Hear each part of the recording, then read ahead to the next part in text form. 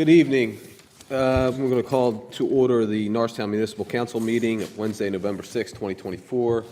To order, can I have a moment of silence and pledge of allegiance, please?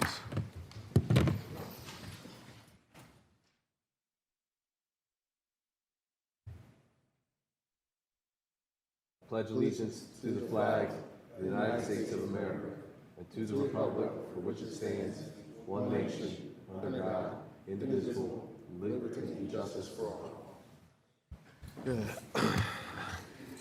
Madam Secretary, can I have roll call, please? Rebecca Smith. Here. Rashad Bates. Tiffani Hendley. William McCoy. Lauren Hughes. Here. Dustin Queenan. Here. Thomas LaPera. Here. Do I have a motion to approve the previous minutes? So moved. Second. All in favor? Aye. Any nays? The ayes have it. Executive session announcement. Tonight we had an executive session on personnel. Presentations. No presentations tonight, correct? So announcements, Mr. Vice President. I don't have any. If anybody needs a translator, we have Jess in the back where you can get a headset. Any other announcements, Council? Seeing none. Public comment, Madam Secretary. Jim Catagnas.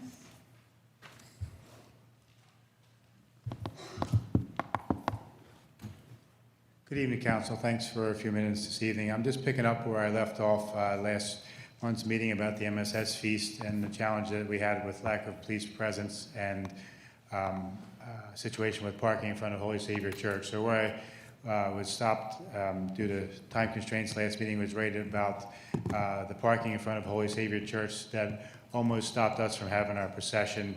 And all I'd like to say tonight is that I really hope that Norristown Police come to the forefront next year and make sure that there's no parking of people's cars in front of Holy Savior Church so we can have our procession that we've been doing for 120 years.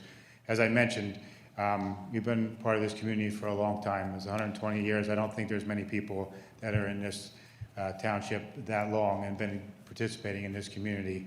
And we plan on staying here. We want to be here. And we just hope to get some cooperation from the police department moving forward. And thank you for your time.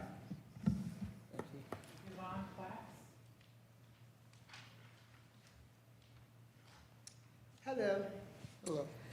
I've been back and forth here over the past 12 weeks wanting to address the situation with the removal of the police chief's designated parking space. I am glad that, thankful to Mr. Leitner for finally having resolved that issue in such a way.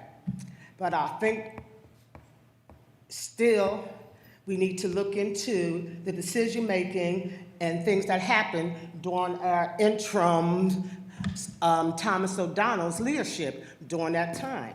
And I also want to know and propose a different format that where community can not just make public comment and look at y'all faces, but that can converse in dialogue to begin to address issues that are important to community.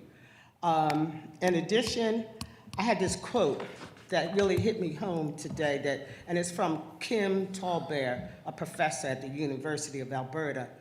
It's the way I look at racism in the US. It's like a boxer.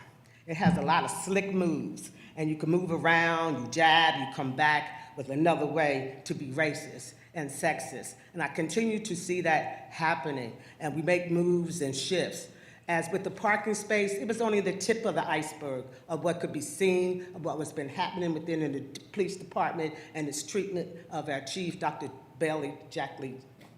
Jacqueline Bailey Davis. And in order to address some of that is by giving her some protection and some help. And I'm asking those who will be willing and interested, and anybody that's here to meet with me afterwards about coming to a monthly prayer circle for I Stand with the Chief monthly prayer circle on those first Wednesdays at 6 p.m. Thank you. Moving on to finance. Come on up. Thank you. State your name, address for the record. This is a public comment about my mother's denial of an ADA spot in front of her house. Can you state your name and address for the record? I'm sorry, Nathan Merritt. My mother's address is 610 East Sandy Street. She's been a member of this community for a very long time. The spot was denied by Officer Butterworth And it was a spot a year ago. We're trying to get it redone. He's telling my mom to go park on the grass, and it's against township ordinance to park on the grass anyway. I have a lot of code people on my side here. I'm a licensed contractor in this community. I've been licensed in the borough now for 14 years. I do a lot of work improvements in the township, in the borough. So I think that, you know, it would be nice if we could get the spot turned back in so my mother doesn't fall anymore. That's the biggest concern. She just got her legs x-rayed 2 weeks ago because of another fall that she had, and it's getting harder and harder for her to navigate. The street is overcome with vehicles all the time. Sandy Street, fire trucks couldn't get through. It's a fire hazard. There's all kinds of things going on there that I would like to bring to the council's forefront and maybe get some stuff taken care of. Same thing with the spot. But thank you. Thank you. Thank you. Moving on to finance. Presentation of the proposed 2025 Municipality of Norristown operating budget. Ms. Pfister. Good evening, Council. Good evening. The budget process has had several steps before this formal presentation. First, the municipal administrator asked the department heads to submit an initial spending request for next year. Then the administrator, along with finance, met individually with the department heads to review their request. Following those meetings, we met with council to compare the request with our estimated revenue and adjusted those initial requests. Finally, we will present tonight a balanced proposed budget to council. Okay. Do you want to? Yeah. Thank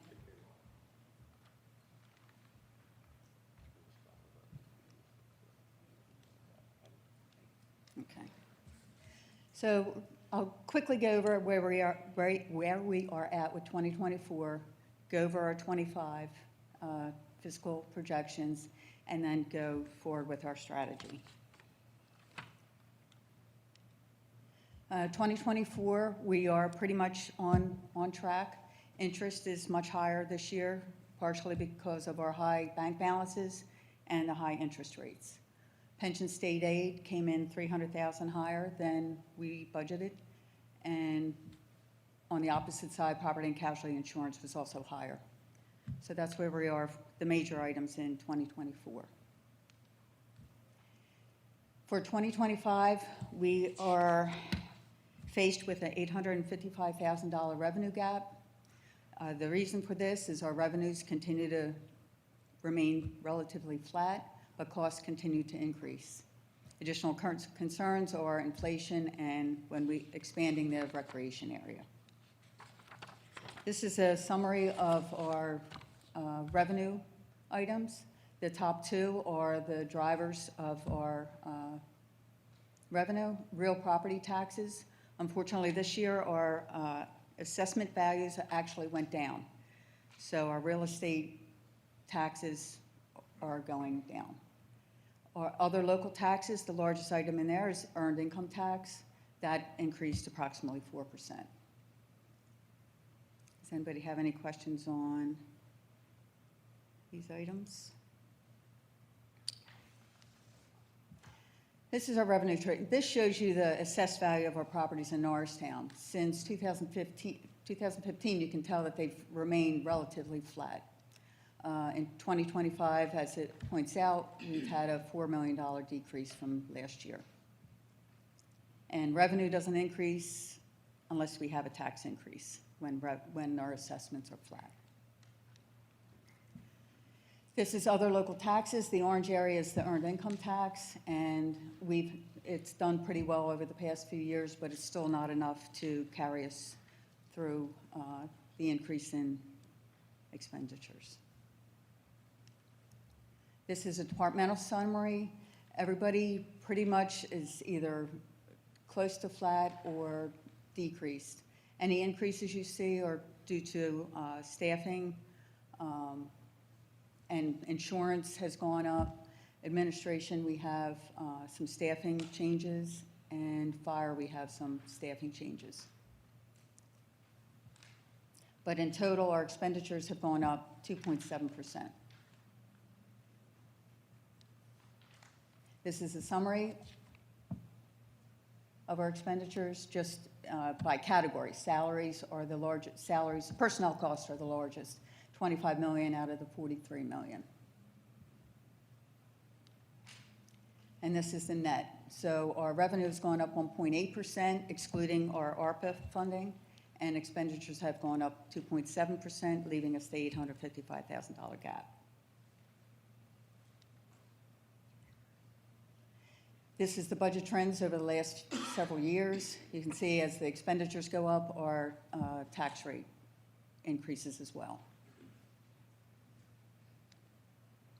These are our options for meeting, covering that deficit. We can either continue to reduce expenses, increase the tax, or use fund balance. And I'll go through each of these. Expenditures, we try to maintain our current levels of service. The major part of our expenses are personnel costs, and we are limited, most of that is limited by contracts, mostly union. We've already gone through from our initial presentation. We've reduced expenses by 1.4 million. Taxes, if we increase 1 mil to cover the deficit for a single home, the average impact, annual impact is $70 to a single home.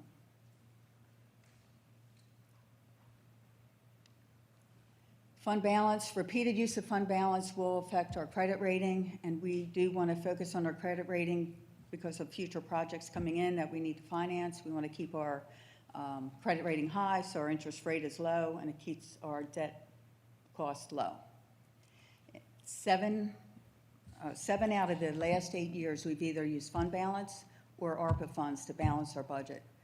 And what credit agencies are looking for, or they're looking for using your current revenue to match your current operating cost. If you continually dip into one-time cost, you're not managing your finances properly. So they don't want that. And plus, our other problem is the flat assessment values. This is our recommendation to cover the $885,000. If we raise taxes by 1 mil from 17.25 to 18.25, that'll generate $886,000 of revenue. So that's what staff is recommending.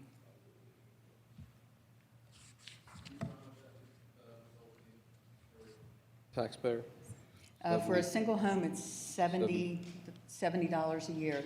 That middle column, 1 mil annual increase. Single would be 70, duplex 71, triplex 75, and a quadruplex 90. Thank you.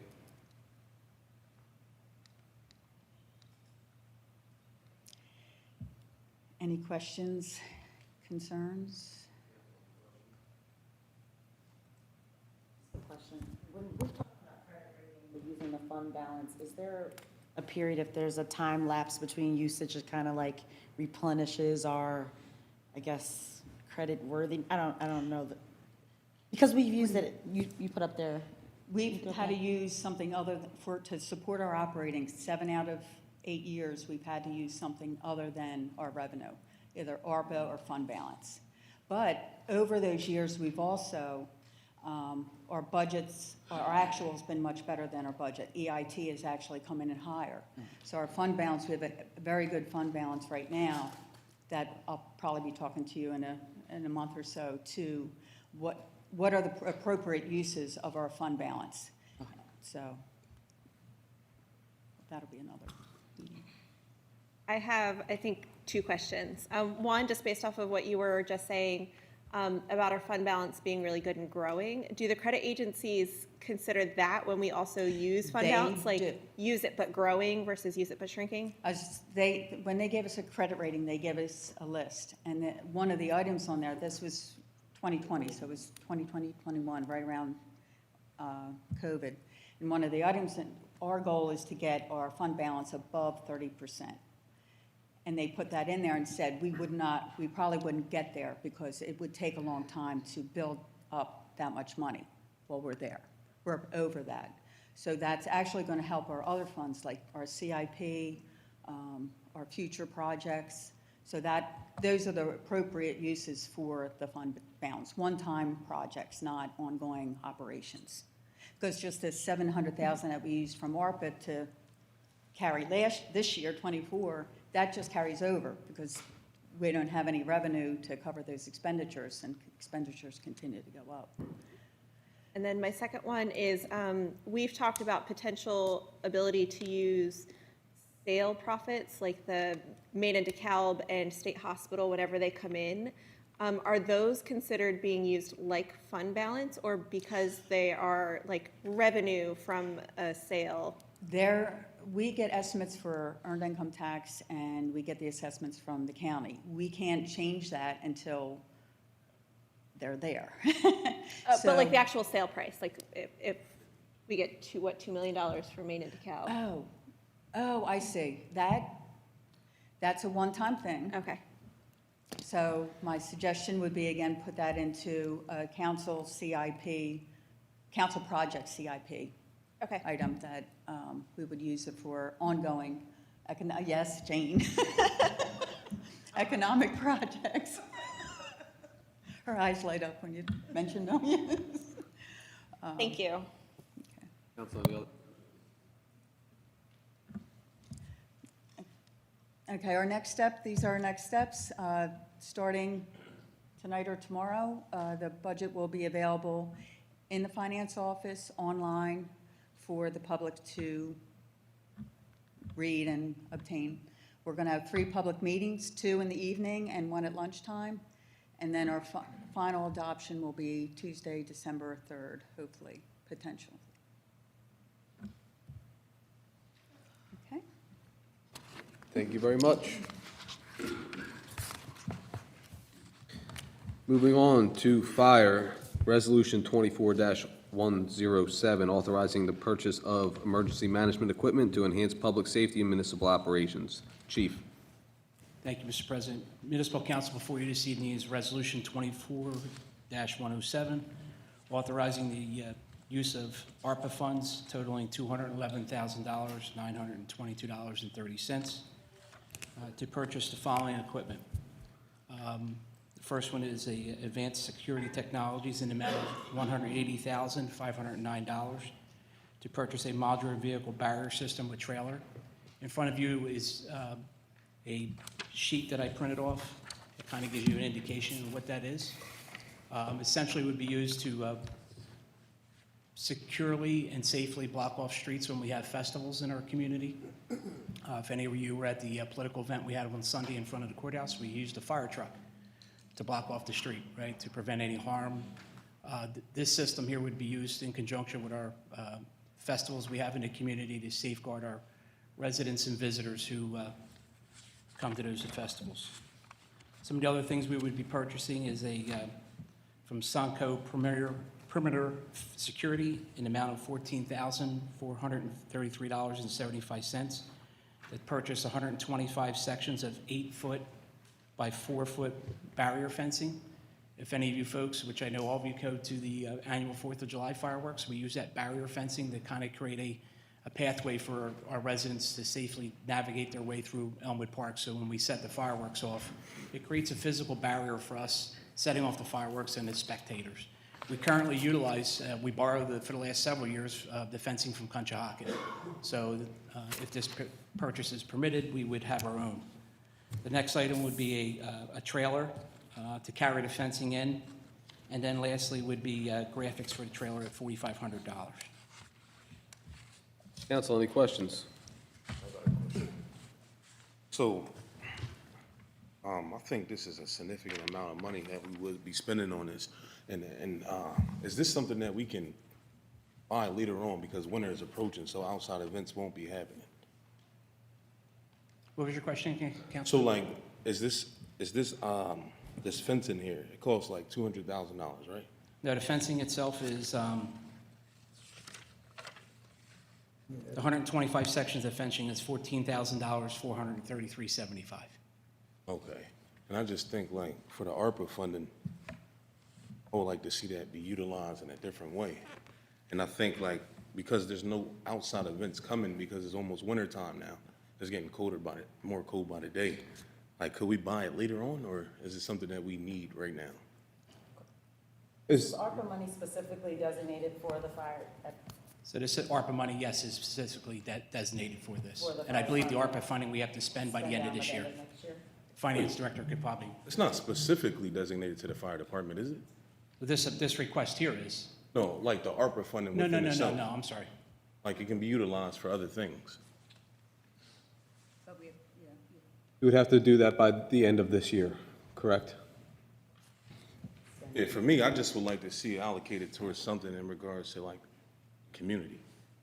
Well, to be fair, most of our ARPA funds have went on to redo every single park in this community. Some of the money was used to build a new park, which was the skate park. A whole host of other purchases used for public safety. So, you know, I think when we did do a lot of the ARPA funds, a lot of it was community-oriented. I also think that this is something that benefits the community. It's things that help keep the community safe during our community events, which we have also in December. We have the winter fair, and sometimes this takes a long time to come in. Even like if we waited to order in summer, it might not come in until winter anyway. I don't know that to be the case here. I don't know what the delivery estimate on this is, but we do have events year-round. And the ARPA money has a deadline to spend that's very soon. Okay. I keep hearing that the ARPA funds we have, and they have the deadline to spend, are those ARPA funds allocated to anything else right now, or are they just sitting there not allocated to anything?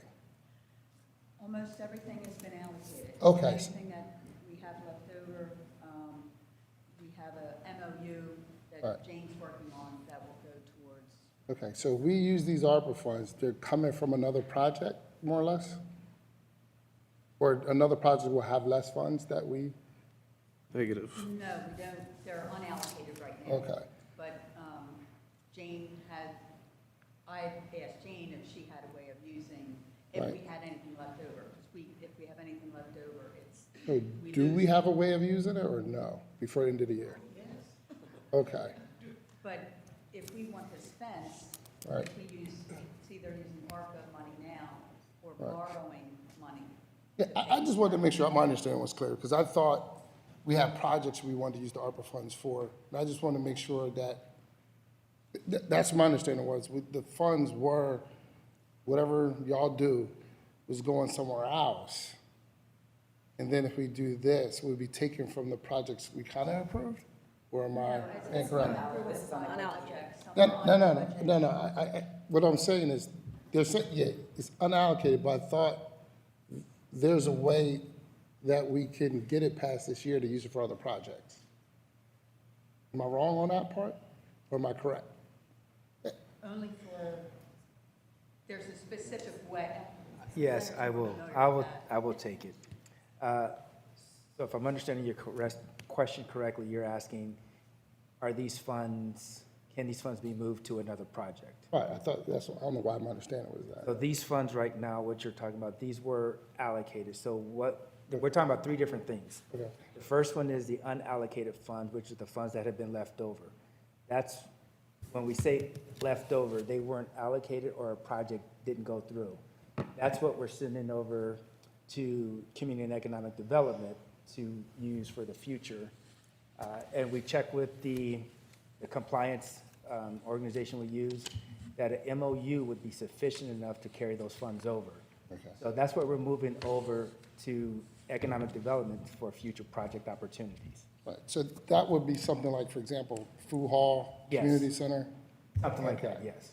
All right, And to answer your question, Councilman McCoy, is this fencing right here, this is not, the barriers are what you're talking about? So I did ask them to look into this and get these barriers. It does a couple different things, and I know you were out there at the last Hispanic festival? Yes. So when we look at that from an emergency management standpoint, there was too many different avenues of approach, military terms, police terms, that if a barrier, you guys saw what happened with other events where people have plowed through events, they run over, they enter into the events and then harm people. So when we looked at the event that just took place, there were too many avenues of approach. The little horse stands were removed, people were still driving through there. So in order to be safe, we don't have any other barriers. We're not gonna use concrete barriers because it's too much work, too costly, and to move those is gonna take too much manpower and time. The other thing would be water barriers, but again, those break and then we have to put water in them and police or fires get involved with that. You'll see a lot of communities are moving to these. They're portable. You can pop them up, shut them down. They expand. So these are a lot more useful. And going back to what our finance director was saying, is either we buy this now with ARPA or we're going to turn around and buy it with CIP. So for us, it seemed like since we had these funds available right now, it would be best to move forward with this right now. And as finance director was saying, if we use CIP, we're going to use borrowed money to buy this. So if we have money sitting there available, it seemed to me the best option is to move forward and buy these. So it's either or, like if we use it now, use ARPA, but then we'll use CIP probably for the food hall, I guess, in the rec center. So it seems like it sounds like it depends on which one we want to make sure has the funds which we want to borrow for. Am I correct or am I wrong? It does that, but also timing. So right now, we're not ready for the food hall. We're not ready for the rec center. But right now, where we have the funds and the costs are where they are, it's best to make the move now to acquire these things that we can buy now. I just want to make sure, because I guess we're just shifting stuff around, does it? Not shifting around, but these funds were set aside for fire. So it's not like we're shifting funds around. Yeah, I'm confused a little bit. So these funds were already set aside for the fire For department? emergency, what is it, the emergency management? Okay, so you're saying this was already part of our ARPA plan to use these funds for the fire department? Based off my understanding, and I've only been here for a couple of months, but based off from my understanding that some money had already been set aside for emergency management. All right, I'm looking at the part, all right. When we have money set aside, if projects are under budget, we have money left over. So that a lot of the projects we've had set money aside for, we now have this money left over. Yeah. It's one of the smaller numbers. I hear what you're saying. So I guess the question is, do we want to use it for projects that we know about, or we want to use it for something that this just came up? This wasn't already talked about in the past months or anything of that nature. So I guess that's the decision the council has to make. Council, any other questions? Just a comment, not about money or anything, but from the July 4th parade, there were a lot of streets blocked off with just the cones. And I think it was Officer Buttersworth or something, he was trying to help me get from the playground to the end of Harding Boulevard, and we couldn't do it because people kept moving the cones back and forth. We were trying to do it for like 45 minutes, so I think this is a good idea. So, yeah, thank you. Any other questions? Seeing none, do I have a motion to approve Resolution 24-107? So moved. Second. Madam Secretary. Rebecca Smith. Aye. Rashad Bates. William McCoy. Lauren Hughes. Aye. Dustin Queenan. You know what? I'll say no, but I understand the importance of it, but I'll say no. Thomas O'Para. Aye. The ayes have it. Resolution passes. Next up, Resolution 24-108, authorizing the submission of a grant application to the Pennsylvania Department of Community and Economic Development, requesting $167,148 in local share account grant funding for the purchase of 2 mobile camera trailers. Chief. Thank you, Mr. President. Council, before you is a resolution requesting approval to submit a DCED grant in the amount of $167,148 through the local share grant program for purchase of 2 mobile trailers, camera trailers. Council, any questions? What exactly is a mobile camera? So basically, like up in front of the CVS on DeKalb Street, they had that. Oh, okay, got it. Right, and that would help out every municipal operating department with our dumping issues when we have flooding, and things that we typically want to get eyes on, but we can't. Any other questions? I'm gonna ask, this is grant money, correct? It's a grant request to put in a grant application. Oh, It's just not- put an it's not application funding for it. It's All to right. put in a grant. Okay, But in order to put the grant in, we have to have council approval to Right. submit that grant Okay. application. got you. Any other questions? Seeing, Mr. President, I just want to, so everyone understands this as well. This can also be used not just for fire, this can be used in conjunction with police. When we talk about crime issues or hot spots, these mobile cameras can actually be moved to different places in order to address the issue. So, just so you'll have more insight on that. thank you. Do I have a motion to approve Resolution 24-108? So move. Second. Madam Secretary. Rebecca Smith. Aye. Rashad Bates. William McCoy. Lauren Hughes. Dustin Queenan. Thomas LaPera. Aye, the ayes have it, resolution passes. Thank you. Administration, Resolution 24-111. Request from Municipal Council to approve the purchase of brine equipment in the amount of $52,696,000 from Storks Plows. Yes, these are funds that have already been set aside in our CIP. What I'm looking to do with the brine is to control our use of brine that's used during the wintertime. The system that we're looking to acquire allows them to control the brine release and control inside the cab, so that way we're not having the brine system on the entire time. It also comes with comes with the package that allows us to make the brine a little bit more efficient. And it also will help us with having the issues that we have leaking brine happening right now with the current systems we have. So this is a combined system that makes the brine, but also is an applicator as well. Council, any questions? Yes. So, I'm gonna ask, if you don't mind, okay. What size tanks do we use now for a brine? What size tanks do we use now for our brine?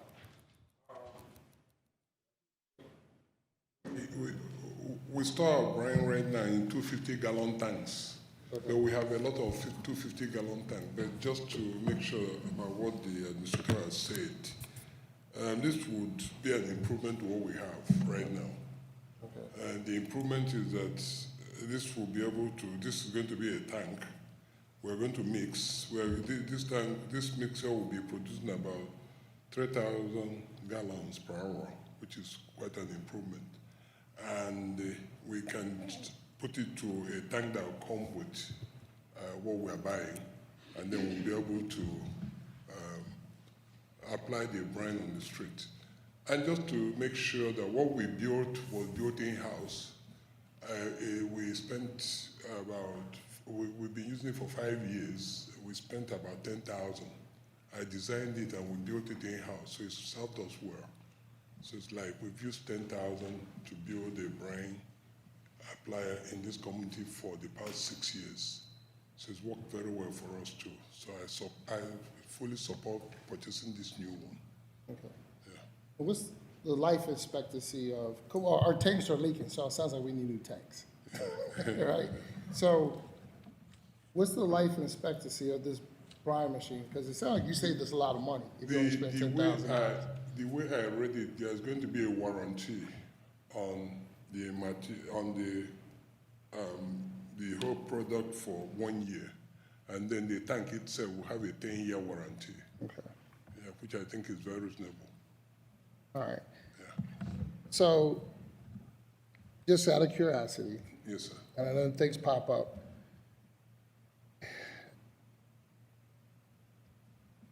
Curious, like, when did you think the urgency for this brine machine was? Like, is it something we have to have this second, or?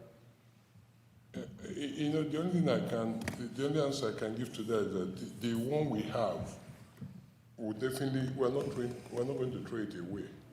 It will be a backup. Okay. So if for any reason we need to augment something in this new one, we can still use the old one we have. Right. So that's the only thing I'll say. All right. Any other questions?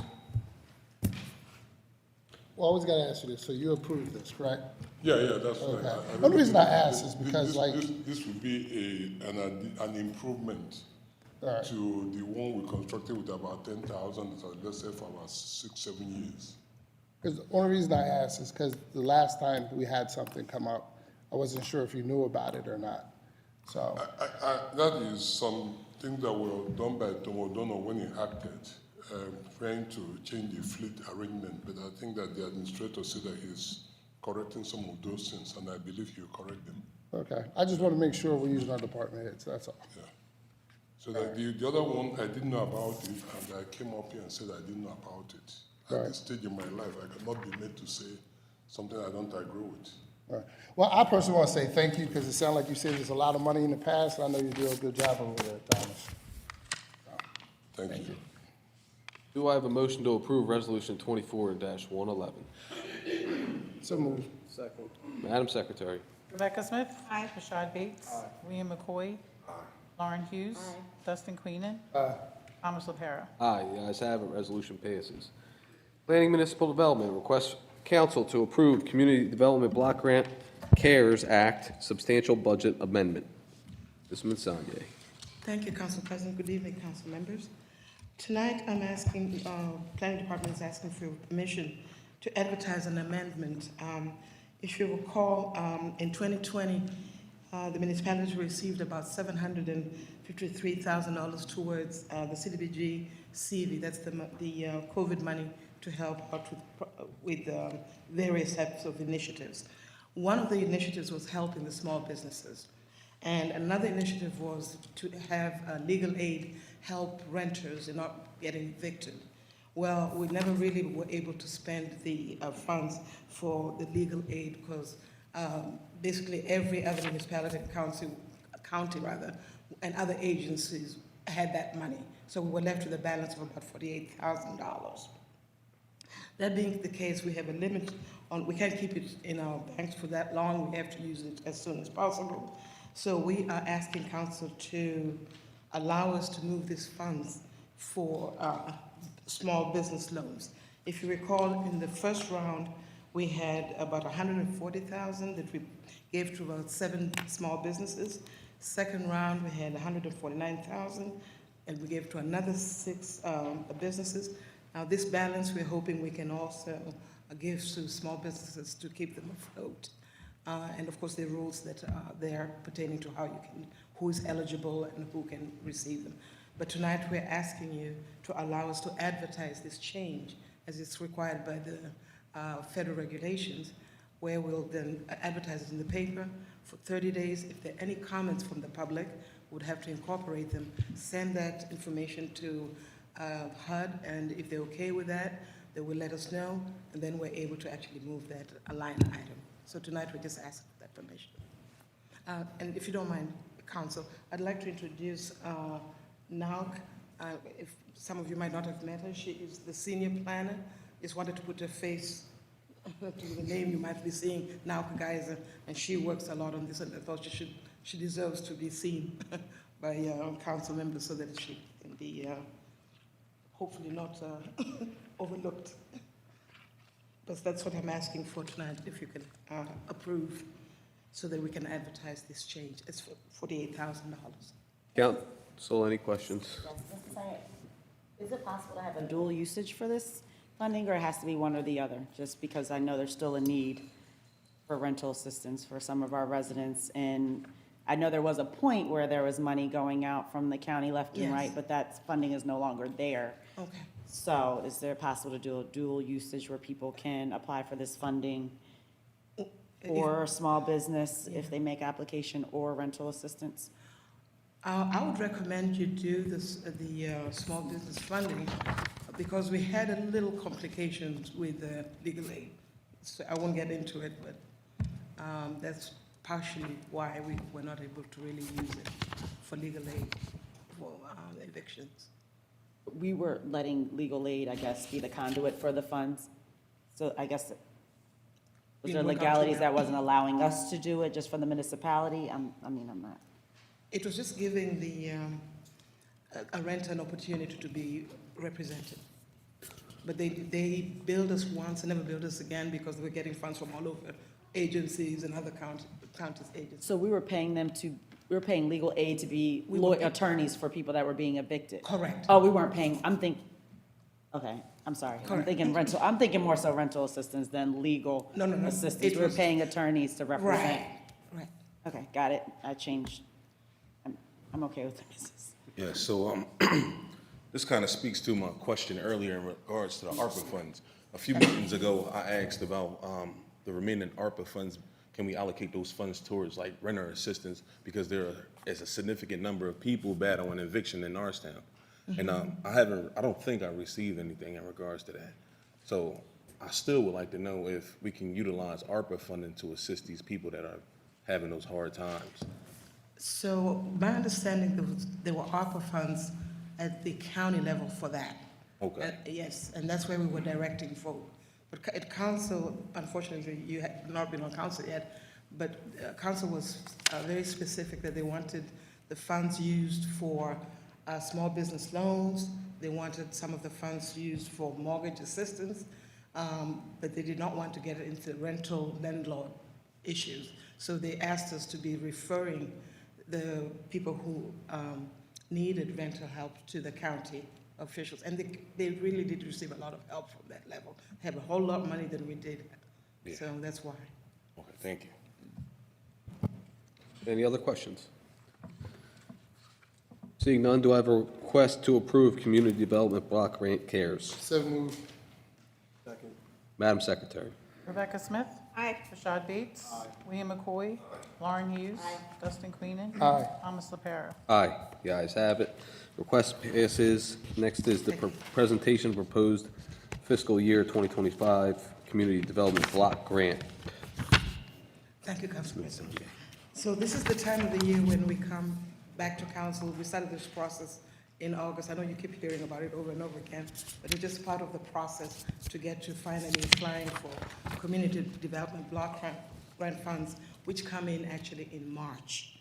So in August, we asked the administration to give us recommendations. We sent an email to council members if you had any ideas that you wanted to incorporate in the 2025 block grant. Unfortunately, block grant, which is about 800 and something thousand dollars, has been tied to the loan, 108 loan that we have to pay back.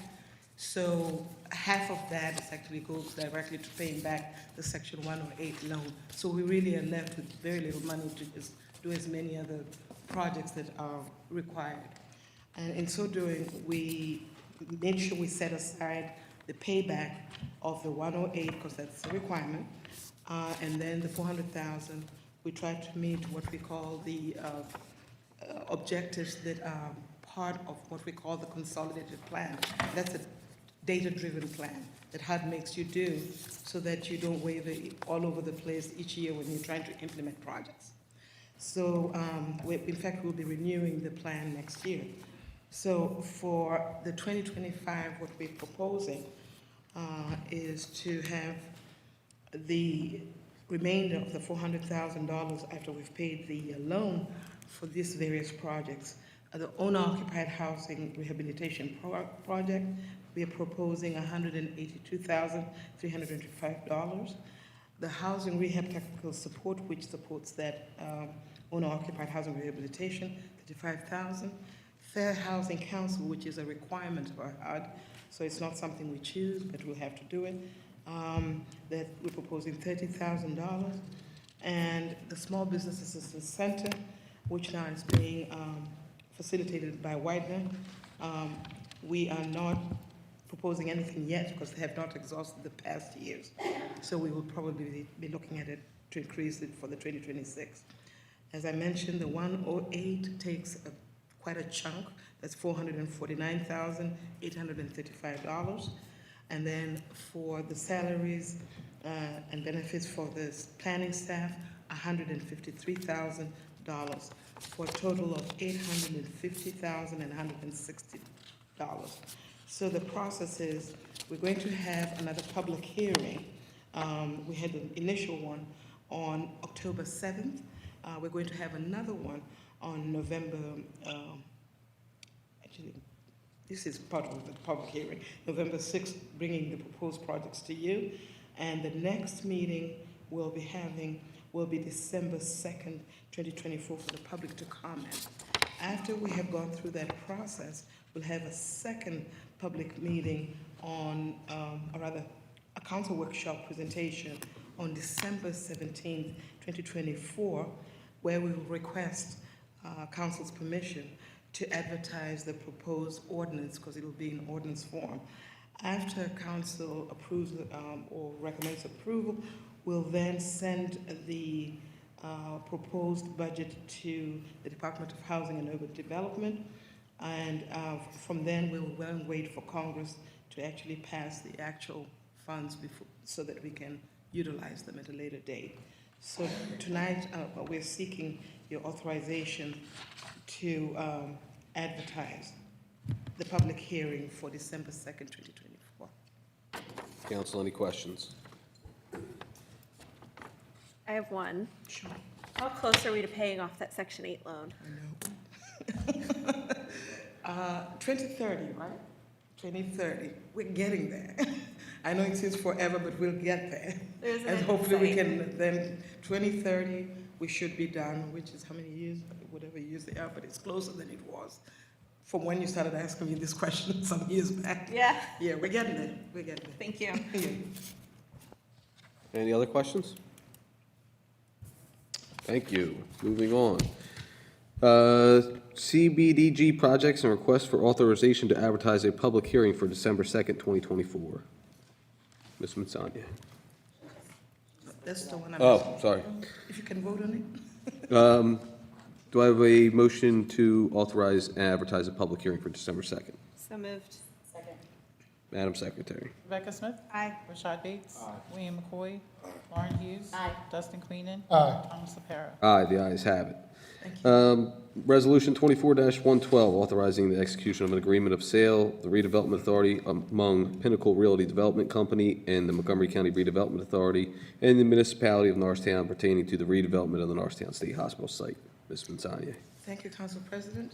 We have Mr. Norris here, who is, of course, the developer for the state hospital, and we have the solicitor, who was part of carving this whole agreement together, so they will give you a briefing on that. I'll start, Mr. President, if that's all right. You can tell by all the words, a lawyer must have wrote that, right? So council will probably remember, as a part of the redevelopment process, under the Urban Blight Act, you will approve a intergovernmental agreement with the RDA and the approved developer in order to ensure that the developer builds exactly what it is that you agreed that he would be able to build. You did the exact same thing for the Main and DeKalb project. Essentially, our office, along with the RDA, along with the developer, they get together. We have a form agreement that we start with, and then we go through there in order to create essentially what is a obligation of the developer to construct exactly what it is that they had proposed to you and what you had authorized. Coupled with that, there is also another document called a covenant that gets recorded against the property, and the covenant again ensures that they build exactly what it was that was approved as a part of the original project. The whole idea here, both under the urban redevelopment law and as under the agreements, is to make sure the developer is held his feet to the fire to make sure that he actually builds what is in fact you approved and what the RDA approved. So here before you tonight, you have both the redevelopment agreement, which is what you will sign, as well as the use covenant, which you won't sign, but that will be recorded against the property once the sale actually goes through. Just like the other redevelopment agreement that you had approved, the sale does not actually occur until after all the approvals have been obtained. Meaning, once this agreement is signed by all the parties, they still don't go to closing. They don't own the property.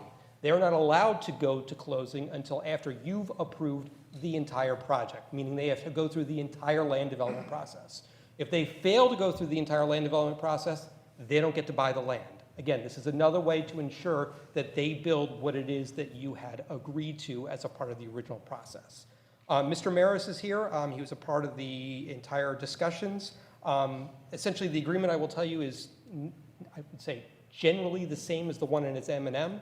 Obviously, the difference here is this is a multi-phase, various different components as opposed to the main and DeKalb was a singular building. So there were some conditions put in with regard to that. But other than that, our office was fine with it, the RDA's office was fine for it, and then, Mr. Maris, you're fine with it, correct? Correct. I don't know if there's anything you want to say beyond my explanation. No, and I think Patrick's done a great job.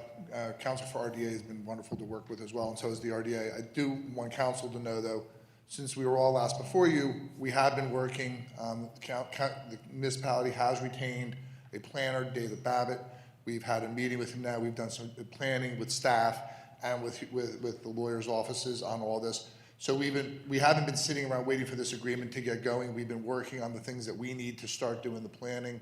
And really, this will be like the kickoff, so we'll be starting some work at the state hospital in terms of updated surveys and geotechnical investigation while this is all going on. I think we have a framework of what we're trying to get done. As you can imagine, putting 3 lawyers or 5 lawyers in a room, we've got to get all the language right, and now we have a planner added into it too. But David is exceptional. We work with him regularly. He's highly regarded. So I just want council to know that your staff is and your professionals are working for you, but we've been working to keep moving this project along, so we haven't just been waiting for anything. So if you have any questions about anything, I'm here, but I will be attending the RDA meeting like in a week and a half, I think, for their approval, and then after that, once it's approved, we'll set up a time for all of us to get together and sign. Typically, the RDA would prefer you guys to decide whether you agree to it or not, because obviously if you're not agreeable to it, that might impact whether they're agreeable to it. So we always try to structure it that way. Assuming you approve this redevelopment agreement, as Tony had mentioned, we're already in the process of drafting a proposed overlay that would come to you in the form of a zoning text change. Additionally, Mr. Maris is aware that under our ordinance, he has to come before you for conditional use approval for a master plan. And this is all before he submits land development. Once he gets those approval, then he can submit through land development. So as you can see, this is kind of the very beginning stages of the process. The hope is not to drag it all out, but to make sure we check off each boxes along the way.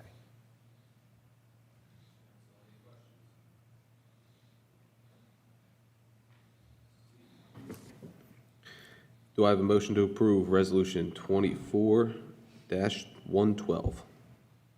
So moved. Madam Secretary. Rebecca Smith. Aye. Rashad Bates. William McCoy. Lauren Hughes. Dustin Queenan. Aye. Thomas LaPera. Aye, the ayes have it. Resolution passes. Thank you, sir. Moving on to Police, Resolution 24-90, resolution to approve a handicap parking. Chief. Good evening, Mr. President, Vice President, Council. Good evening. The Norristown Police Department has actually received 2 applications for handicap parking spaces at 320 James Street and 328 East Moore Street respectively. These handicap applications have been fully vetted, and we're just waiting for a motion for you all to approve. Council, any questions? Seeing none, do I have a motion to approve Resolution 24-90? So moved. Madam Secretary. Rebecca Smith. Aye. Rashad Bates. William McCoy. Aye. Lauren Hughes. Dustin Queenan. Aye. Thomas LaPera. Aye, the ayes have it. Resolution passes. Council, if I may indulge you for 30 seconds. On October 23rd, Mrs. Hinton Hall sent a hearty thank you to the Norristown Police Department and myself, and I told her that I would thank you all for actually helping her to get through her handicap issue with the approval from the last council meeting that we had. So I told her it's a collaborative governance approach that we all work together, so thank you. Thank you. Moving on to Norristown Stormwater Authority Operations, Resolution 24-106, council to approve stormwater capital improvement projects 2024, total sum of $548,872.25 to G&B Construction. Mr. Denebo. Yes, good evening, Council. This is asking the Council to approve the a capital improvement project to the sum of $548,872.25 to C&B Construction. And this is actually going to be our 2024 capital improvement project. It's a continuation of 2023 CIP. What happened is that we had some projects to do, but there was so much inflation.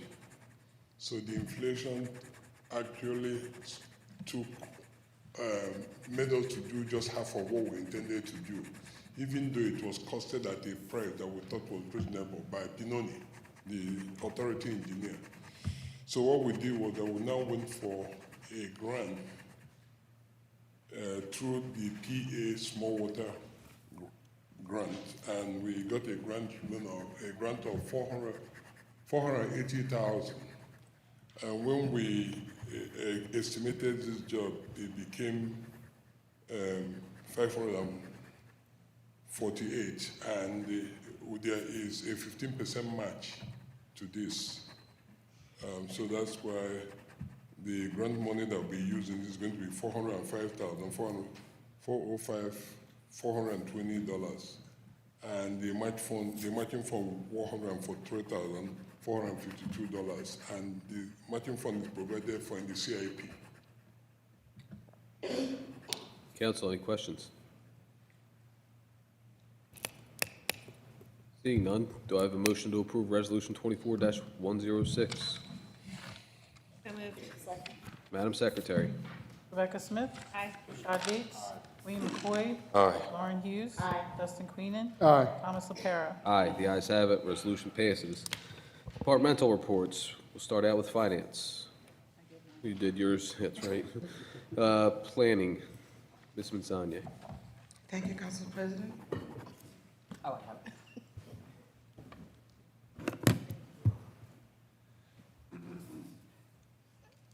Council, I wish to give you an update on some of the projects. I'll go through it quickly. I won't keep you.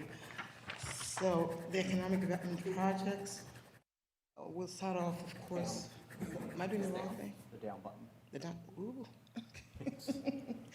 The State Hospital, of course, you just passed the approval for agreement between the developer and the redevelopment authority, so that's the latest on that. And as the solicitor said, we're also working on the rezoning language, and that is well on its way. We had a meeting, in fact, I think it was last week, and I think the last part of that rezoning is being reviewed by the developer's planner, and hopefully we'll bring it back to you as soon as possible.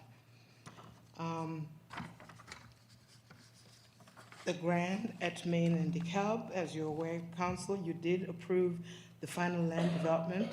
Now we're just waiting for the building plans to be submitted, and all the agreements actually before the building plans are submitted.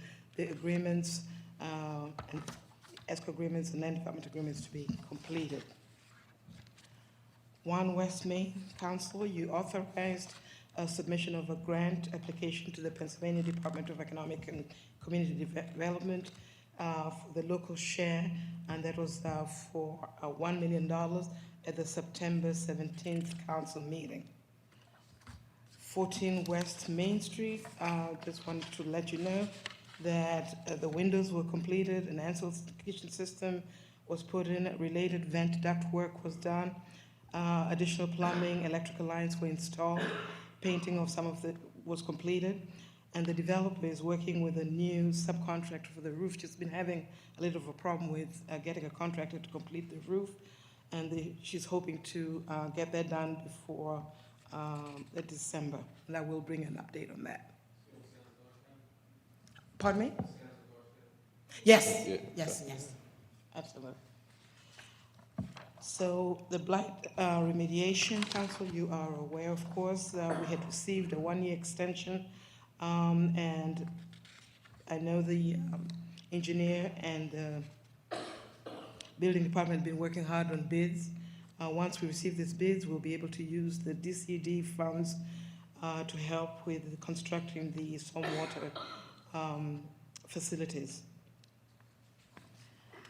Arbor Place, Kennedy Kenrick, as some of us might know, update of phase 1 and 2 structures for the multiplex building groups are being constructed. 2 are in fact up. Phase 2, the demolition of the school is completed. Plans have been recorded, and the pre-construction meeting will be scheduled. I think it's already been scheduled. Montgomery, before I go to Montgomery Park, Benjamin Court, the 5 building groups for a total of 30 dwelling units have been constructed. The last report, we had 12 units that had been sold. 3 more units were sold for a total of 15. And these units are being sold from $373,000 to $476,000. Montgomery Park Senior Housing.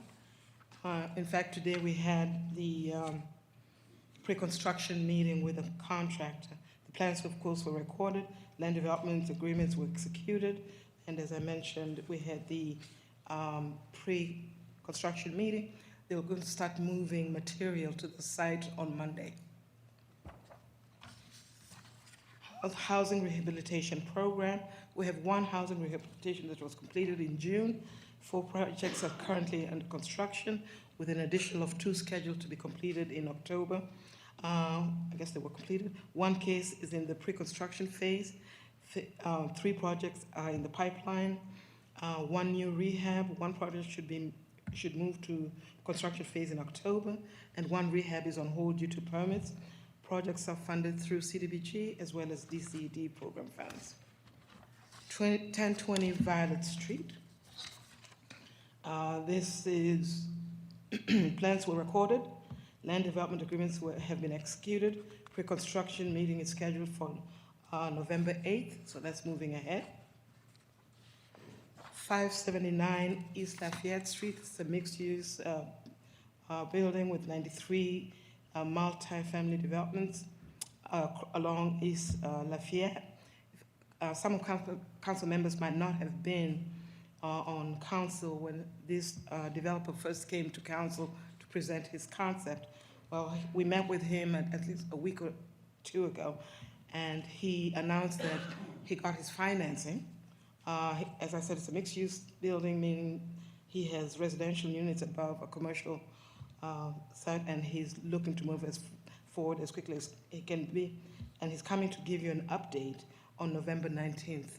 So you will be able to ask him more questions on when and how he's going to implement this project. 1340, 1342 Markley Street. That's a twin dwelling unit that has been in limbo for many years. It's a $50 million project, but it's moving forward. The developer received final land development in the September council workshop. Roosevelt Field, as you're aware, council, you approved the subdivision plan at the October council meeting. The municipal engineer is now preparing the recording of the plans, and we're moving forward with that. Trail Junction Center. The architect and landscape designs are scheduled to be completed in November, with a bid construction before the end of the year. And we anticipate the contractor to be awarded, or the award to begin in early 2025. And that concludes my report. I had to pare it down, others would have been here for quite a while. A lot going on. There's a lot more coming. Right. Thank you very much. Thank you. And lastly, recreation.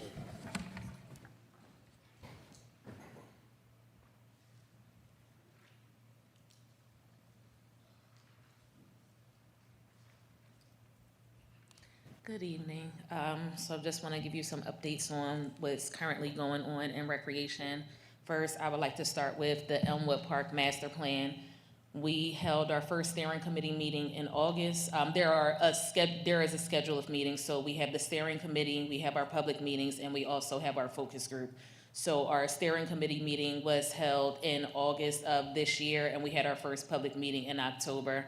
Our first public meeting, I believe it was very successful. We had a great turnout for that public meeting. A lot of people had the opportunity to voice their concerns, also different things that they would like to see take place in reference to the new recreation facility that is currently in the works of being built.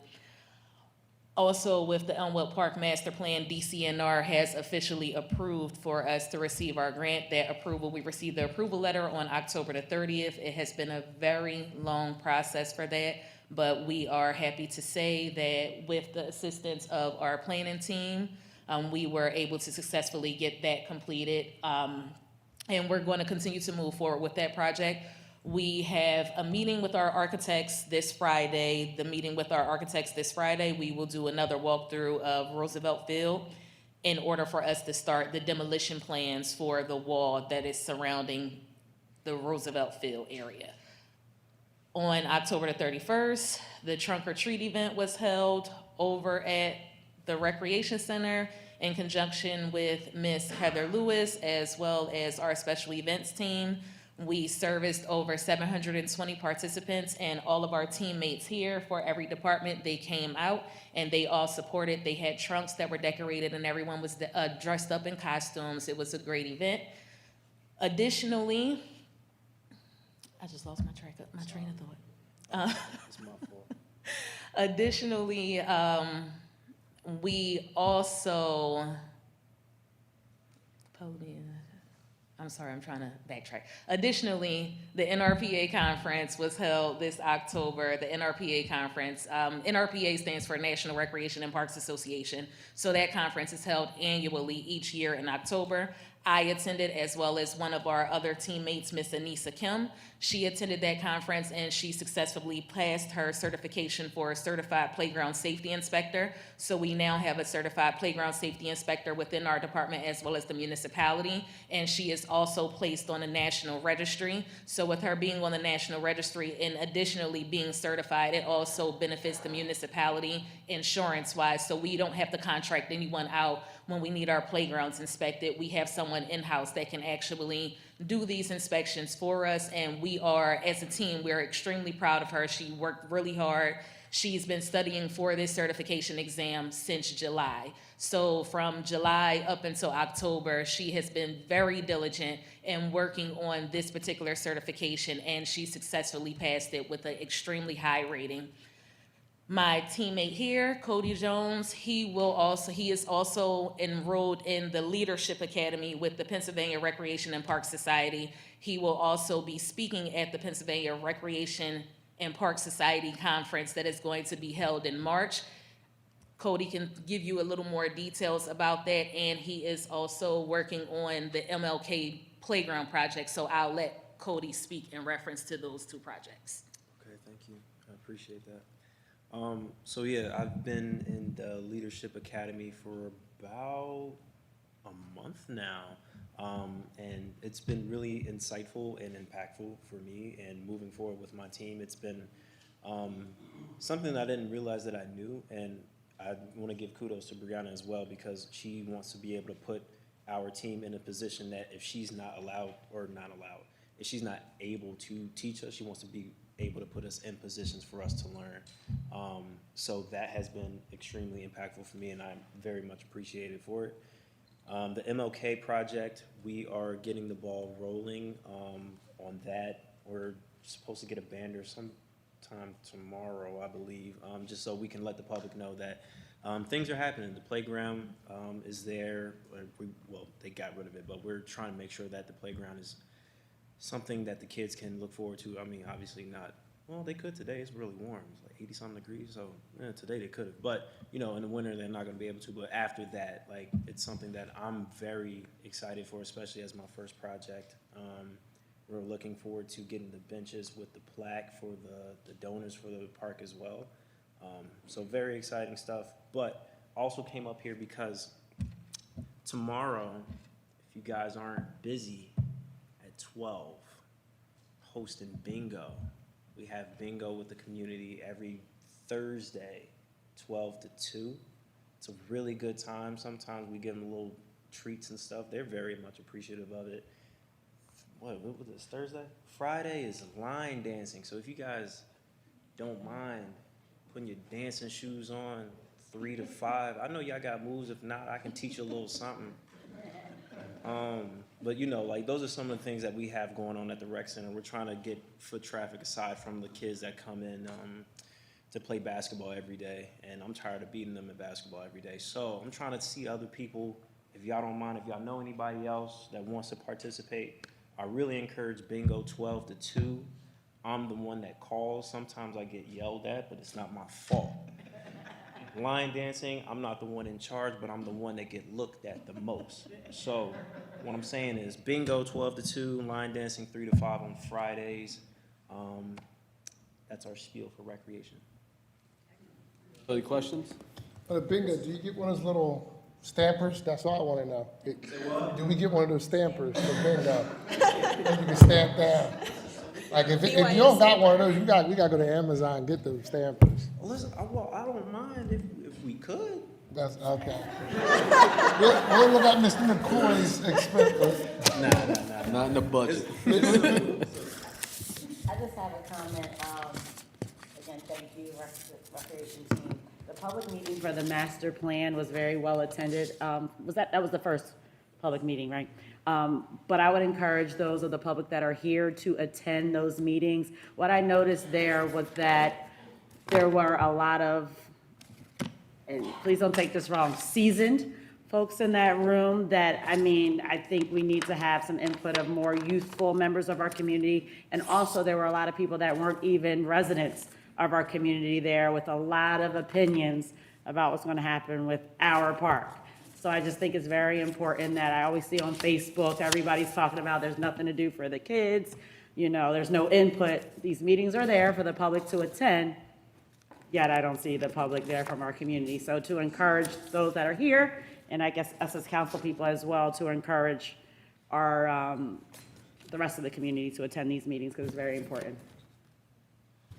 I got one more comment. Great job having the young people step up and do bigger things. That's awesome. And on the record, I just want to say that because I was an official judge for the trunk or treat, your staff did amazing. I had first place, but I couldn't vote for them, so I just want to put that on the record. Thank you. Any other questions or comments? Thank you. Do I have a motion to adjourn? So moved. Second. All in favor? Aye. You guys have it. Meeting's adjourned. Thank you.